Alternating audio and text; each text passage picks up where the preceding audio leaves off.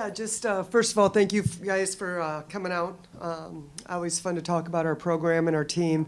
The last couple weeks, unfortunately, we've had a couple injuries that has allowed us to look at some different rotations and lineups. And so not the time of the year you don't want to be healthy, but at the same time, I think, facing some of that adversity early on and learning that, everyone's got to stay ready so they don't have to get ready when it's game time is really important. The girls have continued to work really hard. It's a fun group to be around. We did hear some disappointing news this week with Delilah Brown's waiver being denied, and so that was really unfortunate. But we knew that was a possibility, and really proud of the way she's handled it. She continues to work really hard in practice. She's been a great addition to our program, and yeah, as hard as it is, I think she's in the mindset that I've got to turn it into a positive, and how can I help the team get better every day in practice and continue to work on my craft. And so the hopes are that she'll be, still have that final year next season with us. Thanks for the questions. As you get ready for Belmont, what kind of sticks out as you try to piece together a starting five?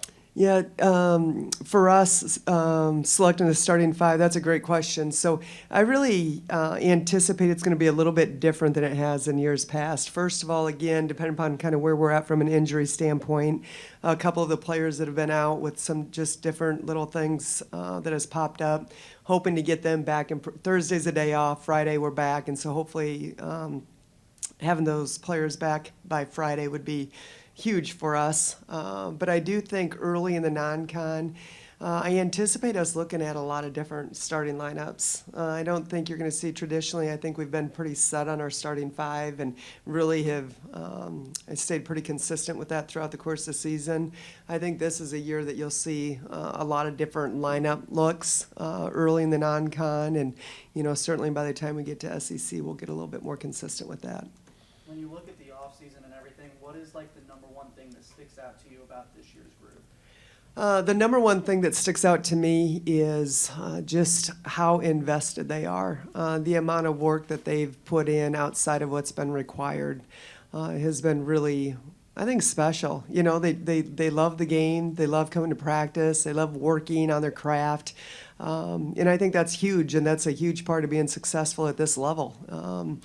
You look at the course of a practice and how many shots you get up in a 2.5 hour practice. There's no way that's, aligns with being an elite level shooter. And so the importance of being able to get in and get some outside work in is huge. And so that would be the thing that really sticks out to me. But the second thing would be just the connectivity that this group has. I think it's a really close-knit group, which is really awesome to be able to say when you've got so many new players and grad transfers and incoming freshmen to go along with your core group coming back, and that just happened pretty organically, and it's been fun to see those relationships just continue to get stronger. Who of the new players has stuck out to you the most? $1 million question. Now, does that include? Is that just freshmen or is that grad transfers too? Let's do freshmen first, and then if we could put them in two different buckets, that would be outstanding. We'll do the freshmen first, and then the transfers. Oh boy. I don't know that I can. It's just been an incredible freshman group, to be honest with you. And I don't want to shortchange anyone because they all have brought great value. I mean, Grace Slaughter, I think, is just getting more comfortable with every day, being more aggressive offensively, really feeling a little bit more comfortable with our system. And she's a young lady that I think's got a really, really high ceiling. Abby Shrek is just a competitor. I mean, she's just a fierce competitor. She just competes every day, and I think it's been she's come in and really knocked down shots at a high level, high basketball IQ, and like I said, great work ethic. And then, Hannah Lithicum, I think at her size, she's just bouncy, she's rangy, she's got a motor. She moves really, really well.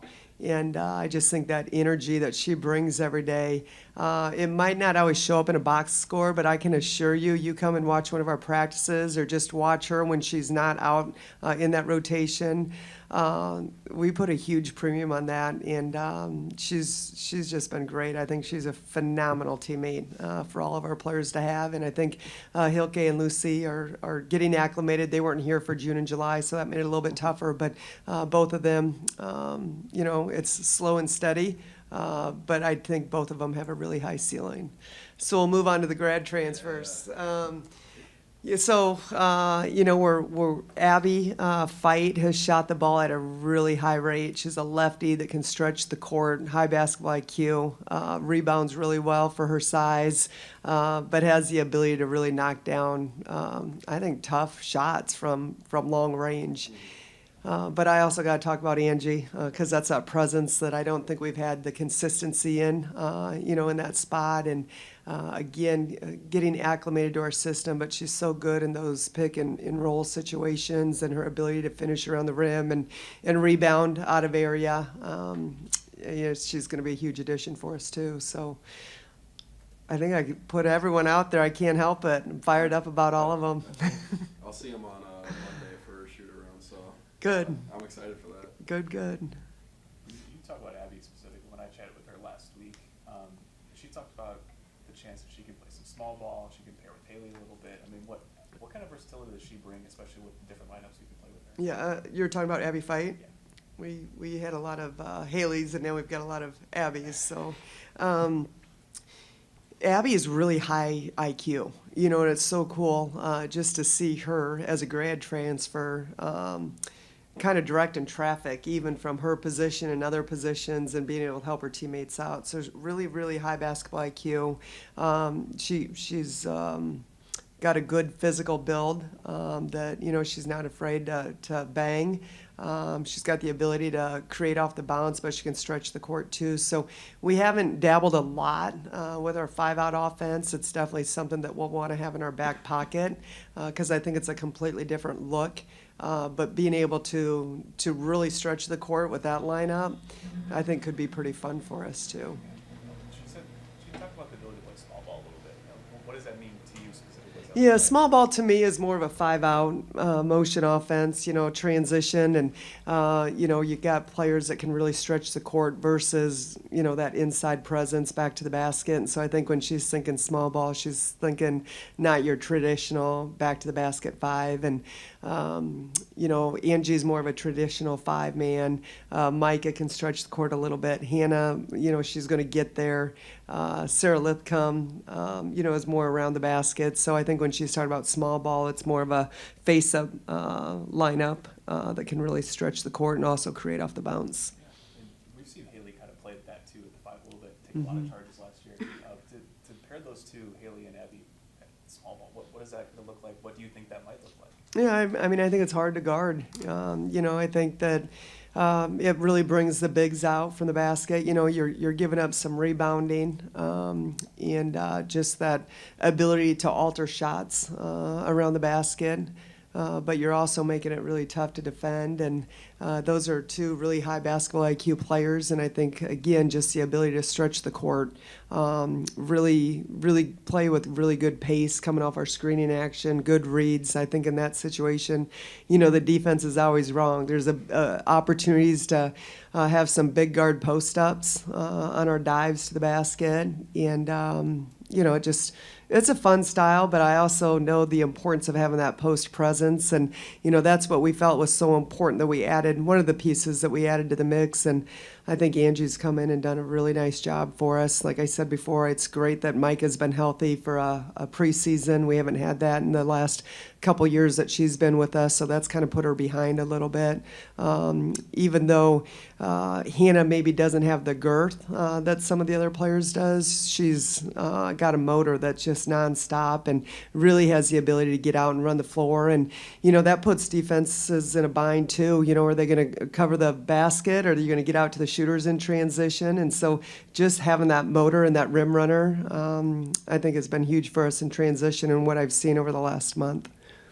What has Ashton Judd to improve her game, especially more so from the end of last year to what you're seeing now? What has she done differently? Yeah, so I mean that's a young lady that I don't know that she took a day off this summer in regards to two-a-days. I mean, she was in the gym nonstop, working on her craft, trying to, just work on the consistency off the dribble, work on her handles, be more consistent as a shooter. She's got a toughness to her, a grittiness, again, a fierce competitor. I think she's a lot more comfortable this year than she was last year. And, even though she's a sophomore, she's a seasoned sophomore. She went to SEC Media Day with us, which she did a great job representing our program. But she just, she's relentless in her pursuit of what she's trying to get done for our program and our team, and comes to the gym every day and has a much better understanding of the physicality and the pace. I think her endurance is a lot better. I think her defense has gotten a lot better for us. So she took 2 charges yesterday in practice, so she's been trying to learn from Frankie a little bit. But just her defensive presence is so much better than it was a year ago as well. So I think she's really improved in all areas. When we're on the topic of second-year players, what have you seen from Avery Kony now in her second year with the team? Yeah, relentless. I mean, she has just been her energy and her motor, and one of the best communicators on our team. She doesn't stop talking, whether it's encouragement or just being really intentional in matchups and transition defense, or whatever that looks like. She does not look like a sophomore out there, and she's taken a huge jump from her freshman year to where she's at today. But I was talking about this a little bit ago. I think from that off, she'll play off guard and point guard for us. And really in that off-guard position, to have such a, I think, athletic rebounder is going to be great for in helping us to get second and third shot attempts. She's going to be a hard kid to box out just because she is so athletic and in the motor that she plays with. I love the way she defends. She's been really aggressive on the ball, off the ball, and creating some havoc in the half court for us defensively. Really good rebounder on the defensive end as well, and has put in a lot of time on trying to get more consistent with that three. Another point of emphasis for her was just understanding in transition, being able to play with pace, the ability to get out and push, which Mom and her do a great job of, but understanding advantage or neutral advantage and what to do in those situations. So not only has she worked on her game physically, but I think mentally for when she's in that point guard position as well. We'll take 1 or 2 more if you guys have them. How advantageous is it to have Haley Frank back for another year, not just from her talent, but also just from a leadership perspective? I tell you what, I feel like I'm the luckiest coach in the country. She's just, I don't know if there's really any words. She's a coach's dream player. She works her ever-living tail off. Incredible work ethic. And, it's never been about Haley Frank. It's always been about the front of the jersey and her desire to help her teammates be the best version of themselves they can be, but also somebody that's had a lot of experience under her belt and has been through some, the competition that we face year in and year out, and just to have that experience and be able to help our new players and our young players, I think is invaluable. But first and foremost, beyond her ability to be an incredible player for us on both ends of the court, by taking charges, by knocking down tough shots, it's just who she is as a human being. High character young lady that I think is just a tremendous ambassador for our university. I'll take 1 more. When you talk about Mama a little bit, one of the things I asked her about last week was the ability to kind of help Hilke and Lucy kind of get acclimated. She said she never had that here, but what have you seen her kind of do for those 2 freshmen, international freshmen, that kind of helped them get acclimated to college basketball? Yeah, so you're saying when she came as a freshman, she didn't feel like she had that same kind of... Just like an international presence to kind of help her get acclimated to America, really. Yeah. Well, I think being a senior, too, helps. Not only an international student athlete, but also, being an upperclassman. But I would say both of them have done a tremendous job. I mean, their English is really well, understanding, just of, they've done their homework. They've both played professional, representing their countries. And so they came in pretty advanced the same way Mama did. But also there is a change in regards to just you know, we say it all the time, the physicality, you know, just the intensity. It's a new language, it's new surroundings, it's new food, it's transportation, and getting from place to place, new teammates, there's just a lot.